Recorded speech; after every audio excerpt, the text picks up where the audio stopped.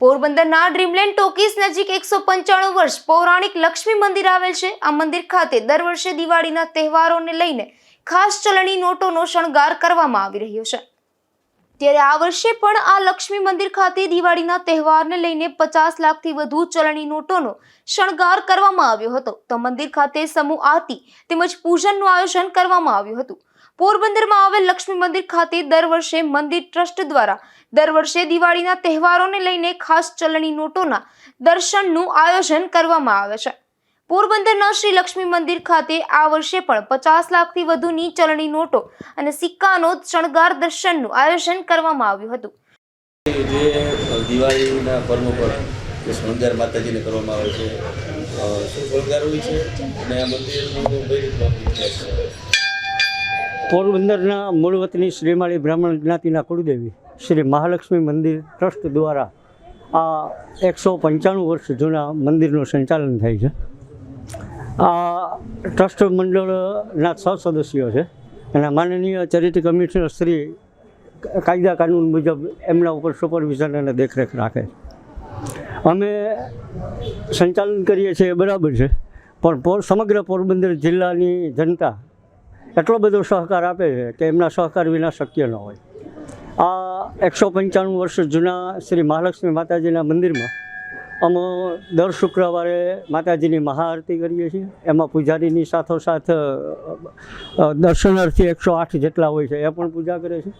એ પણ વિક્રમ છે કે પૂજારીની સાથોસાથ ભાવિક પણ આરતી કરી શકે એવું મારા ખ્યાલ પ્રમાણે એકમાત્ર મંદિર છે। શુક્રવાર પછી નવરાત્રિ ઉત્સવમાં અમે 10 વર્ષથી નાની બાળાઓનો રાસ રમાડીએ છીએ, ગરબી કરીએ છીએ।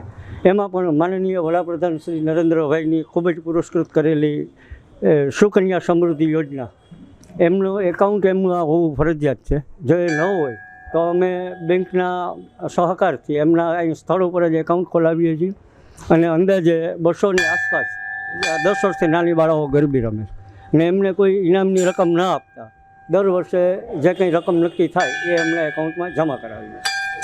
નવરાત્રિ પછી ધનતેરસ આવે છે। ધનતેરસની અંદર સમગ્ર હિન્દુ સમાજની અલગ અલગ જ્ઞાતિઓ હિન્દુ સમાજના એકતા અને સંપ માટે અલગ અલગ જ્ઞાતિના 151 યુગલો આવી અને સવારના મહામંગળા આરતી કરે છે। એ લોકો પણ ભાવ વિભોર થઈ જાય છે। આરતી કોઈ ઇલેક્ટ્રોનિક મશીનથી ન વગાડતા પોરબંદરના 40-45 વર્ષથી આરતી કરતા એક આખું ગ્રુપ છે એ આરતી કરે છે। એમનો શંખનાદ એવો હોય છે કે એમના શંખનાદથી 100 મીટર જેટલા એરિયામાં એ શંખનાદ સંભળાય અને ભાવિકના રોમે રોમ ભક્તિમય થઈ જાય એવું સરસ મજાનું તેઓ સંગીત વગાડતા હોય છે। ધનતેરસની આરતી પછી દિવાળી ઉપર અમે કંકુ ડબ્બી 21,000 જે ભાવિક ભક્તોએ ભરી હોય છે એ 21,000 જેટલી કંકી ડબ્બીઓ સૌભાગ્યવતી બહેનોને પ્રસાદ તરીકે વિનામૂલ્યે વિતરણ કરીએ છીએ।